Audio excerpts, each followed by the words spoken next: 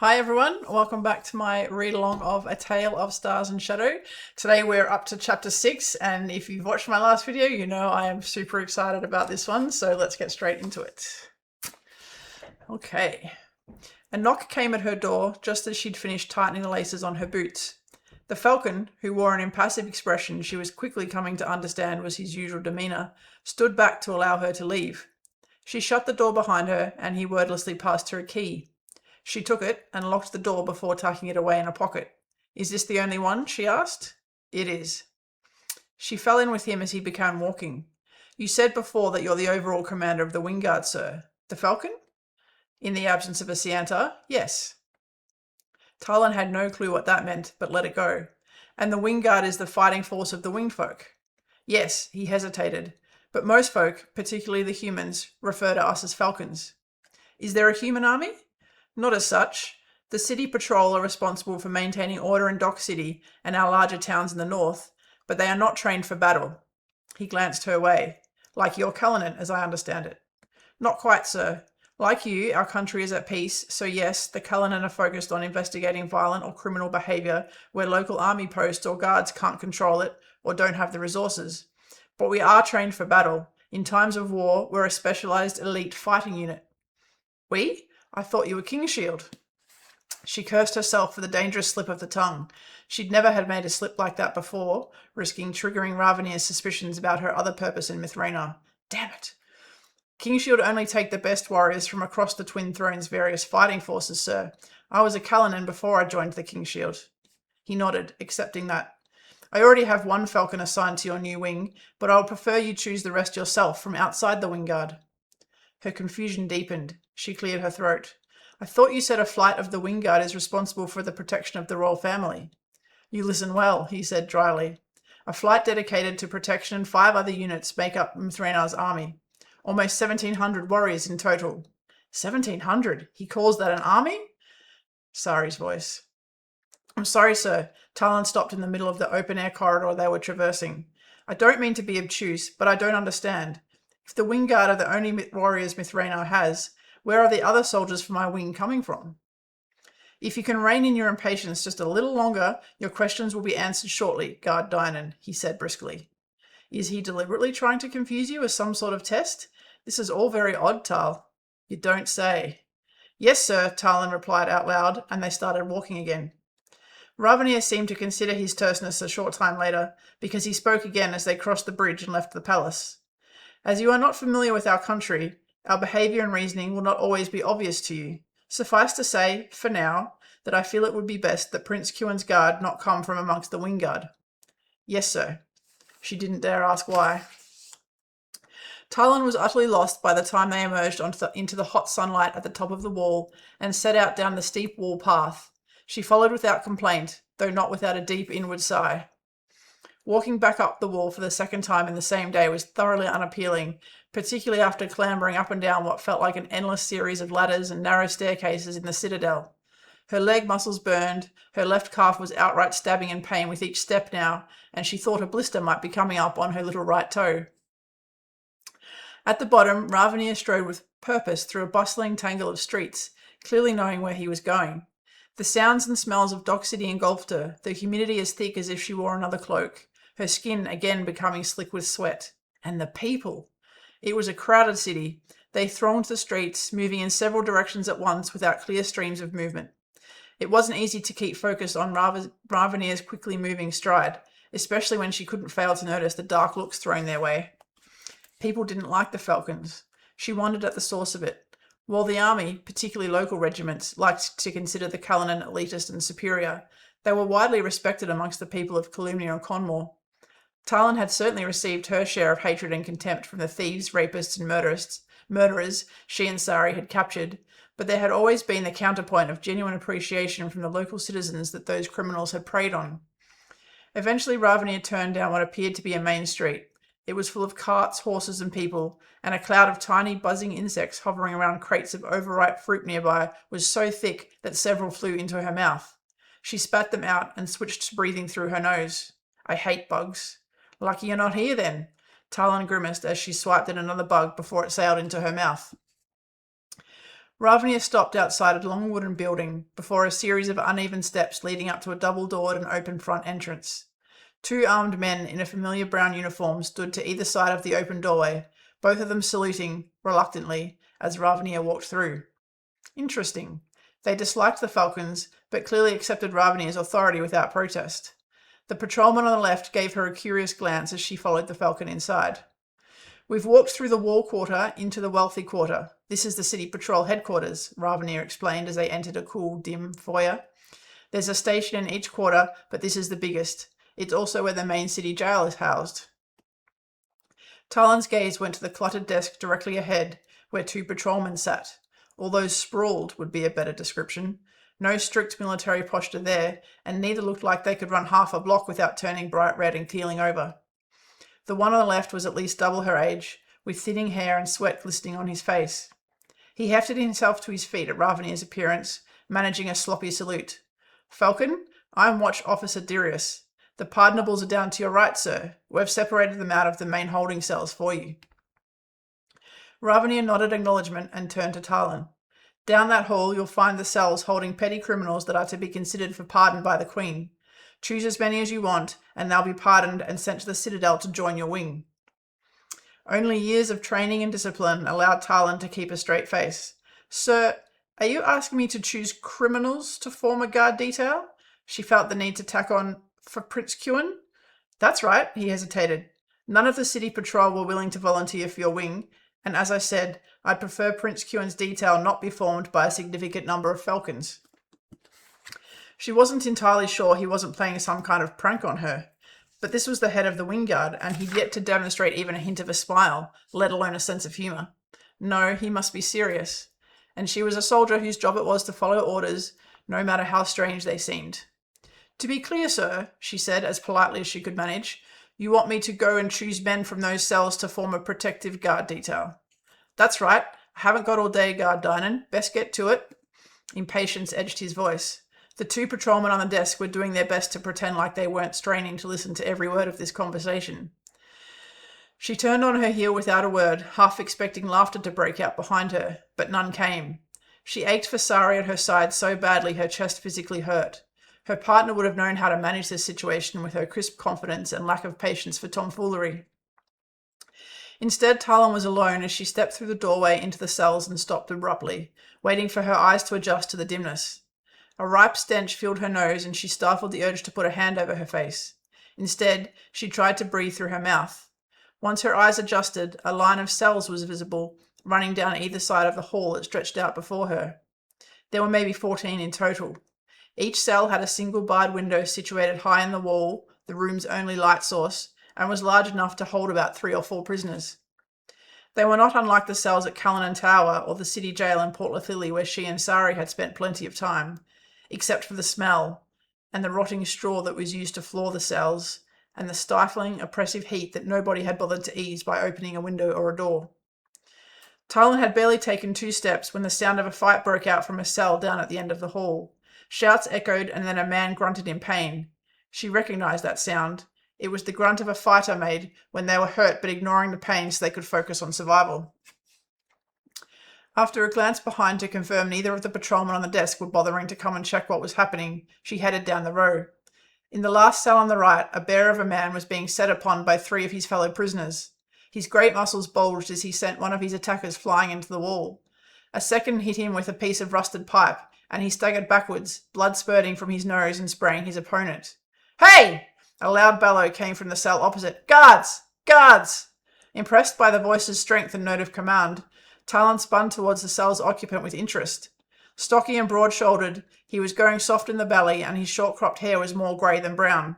His forearms were scarred, nose crooked like it had been broken several times, and he held himself like a soldier, despite the belly and the bloodshot eyes that spoke of poor diet and too much time in the city's taverns. "What's going on?" Talyn asked him. He scowled, looking her up and down as if wondering what the hell a woman was doing in the cells. "What the hell do you care?" "If you want me to help him, you'll tell me, and be quick about it," she snapped. The scowl only deepened. Halun refused to be an enforcer for one of the overseers that runs the docks. He arranged to have Halun locked up in here, and then paid those prisoners to beat the snot out of him. He spat. No doubt some coin went to one or two patrolmen's sticky fingers too, just to make sure they all ended up in a cell together. She glanced back. Halun was cornered in the back of his cell. One of his cellmates was down, it looked like permanently, but the bear of a man was bleeding and clearly coming to the end of his strength. If she left him there, he could die. No patrolman had yet appeared, despite the bellows of the prisoner opposite. A bitter mix of shock and disgust curled in her. What kind of place was this?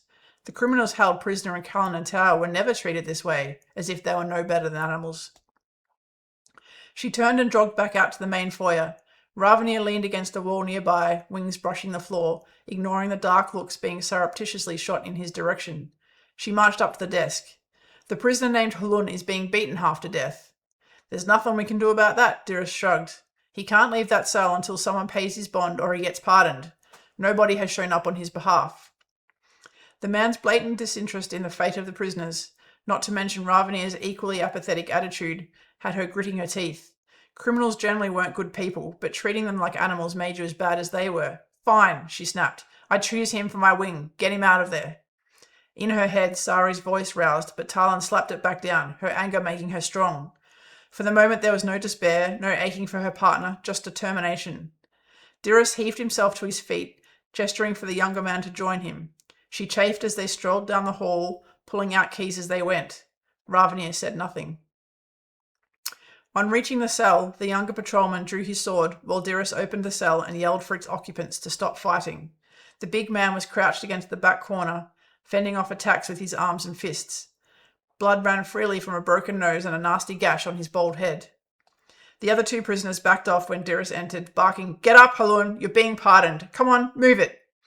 Warily, Halun rose to his feet, surprisingly agile for such bulk. Under the blood and grime, his skin was a lightly tanned brown. Talyn had never seen such a man before. It wasn't only his bulk, a curious pattern tattooed in green ink almost entirely covered his left cheek. Halun said nothing as the patrolman hustled him out of the cell and down the corridor. The man in the opposite cell was trying very hard not to look like he was watching the proceedings. She kept her posture casual as she wandered over to stand before him. Instantly his gaze switched to her, flat and suspicious. "What's your story?" she asked him. "None of your damn business." She jerked a thumb in Halun's direction. "Why try to help him?" His look conveyed the same feeling his previous response had stated aloud with a touch of threat added. "Don't push me," it warned. She was unmoved. She'd dealt with drill instructors even saltier than this one. In fact, that was exactly what this man reminded her of. A drill instructor. Leaving him to his grumpiness, she turned away to walk slowly up and down and study the occupants of the other cells. On the surface, they were a charming mix of hapless, dead-eyed, or simply world-weary and beaten down. None of them struck her with any confidence as men who could move and run, let alone learn to be a soldier. Reaching the last cell on the left, she paused, eyes lingering on its two occupants. The first was a youth, closer to 15 years than 20 by the look of him. Graceful but dirty hands covered his face where he sat hunched in the corner. Even curled around himself like he was, it was clear he was thin, too thin, and lank black hair hung tangled around his jaw. The slight shaking of his shoulders indicated he was sobbing. The second prisoner was older, around Talyn's age. His narrow face was set in a perpetual expression of distrust, and he was pacing the cell incessantly, eyes scanning the windows and bars. "What are you in here for?" she asked him. The pacing man spat. "What's it to you?" Nice. Talyn wasn't entirely sure why she'd stopped. These men were no different from the criminals she'd encountered for years. They certainly weren't warrior material. "Are you done yet?" Ravinire's voice came from the entrance. Talyn stifled a sigh of irritation, stubbornness keeping her there more than anything else. If this was to be her wing, she wasn't going to let Ravinire force her into choosing men for the sake of it. Her gaze returned to the boy in the corner. Something about these two made the back of her neck prickle in a way that none of the other prisoners she'd seen had. Of course, that could be because the shifty one was a murderous psychopath. "What are your names?" she asked them. The young man in the corner didn't even look up. The other one smirked, repeating, "What's it to you?" Talyn met his eyes, refusing to look away until he smirked again and shrugged. "Kid's name is Corrin. Hasn't stopped weeping like that since they brought him in. Gotta be something missing between the ears, if you know what I'm saying." "It's not like that!" The youngster looked up suddenly, a fierce glare on his bony face. "Just leave me alone." "What are you in here for?" Talyn asked again. Corrin ignored her while the other shrugged, affecting disinterest. His pacing continued, but he didn't turn his back on her once. She'd seen something in the flash of Corrin's green eyes when he looked up.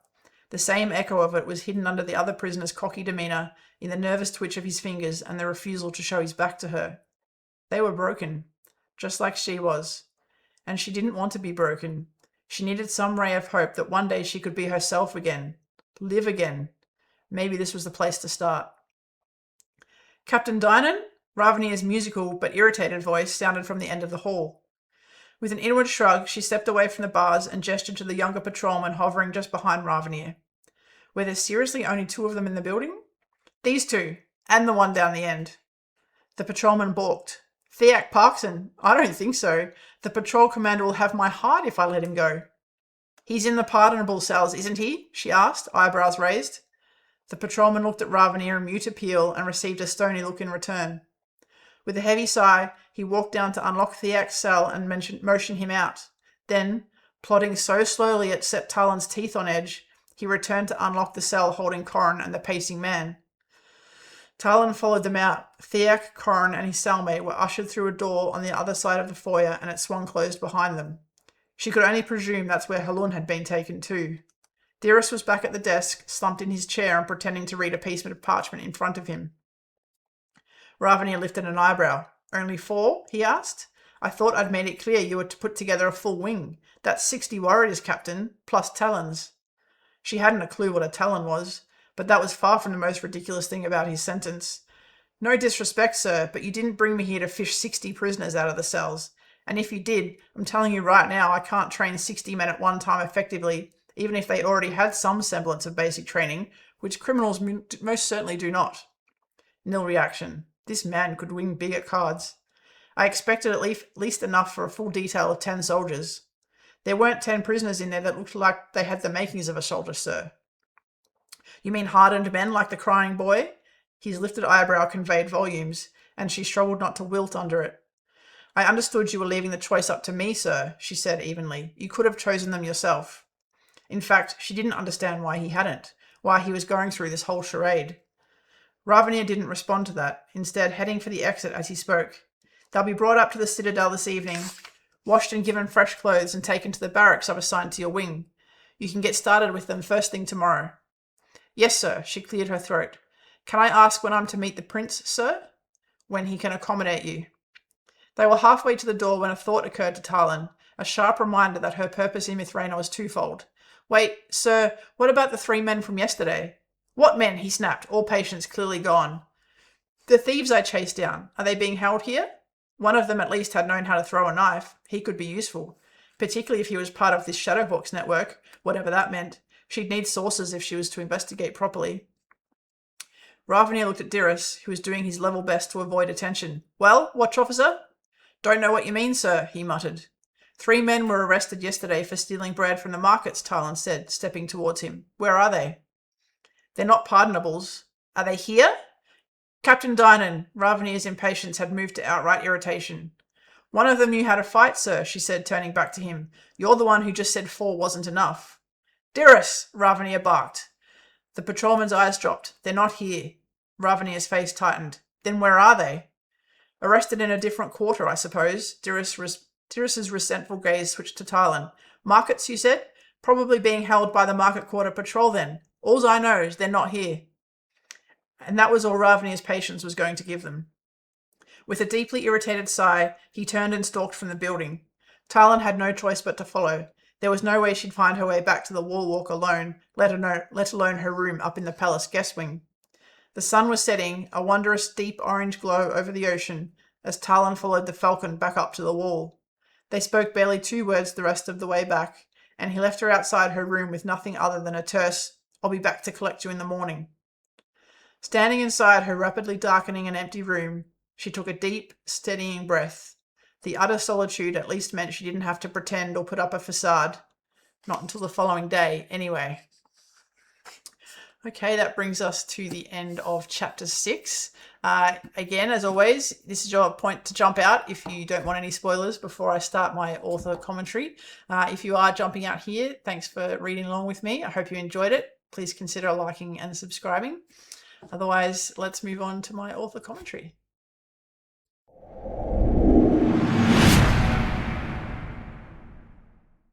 All right, let's chat about chapter 6. Yes.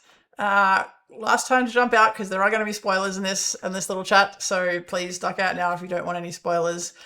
All right, we finally get to meet our wolves. How exciting. So I guess for a start, we've got Ravinire dragging Talyn into the city patrol headquarters and being like, hey, go grab some criminals and make them into a protection detail. And she's all like, what? Fair enough too. That's pretty insane. But as we know, and here we're going to get into spoiler territory, and this is maybe not spelled out specifically by the end of the series, but heavily implied, is that Amron Wingsong is behind what's happening here, and he's managed to organize it so that Talyn walks into the cells on that day, and that Theac, Halun, and particularly Corrin and Zamrel are there for her to choose.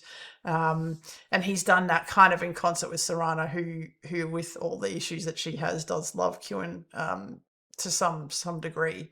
And so this all just feels absolutely insane to Talyn, understandably so, but there are some workings already in the background that there are someone, particularly Amron, out there who has Kuan's best interest at heart, who's really trying to set Talyn up to succeed, even though it kind of feels like the opposite to her. And Ravinire is, being the dutiful falcon that he is following Serana's orders, but is probably very much the same as Talyn, and not really understanding what's going on.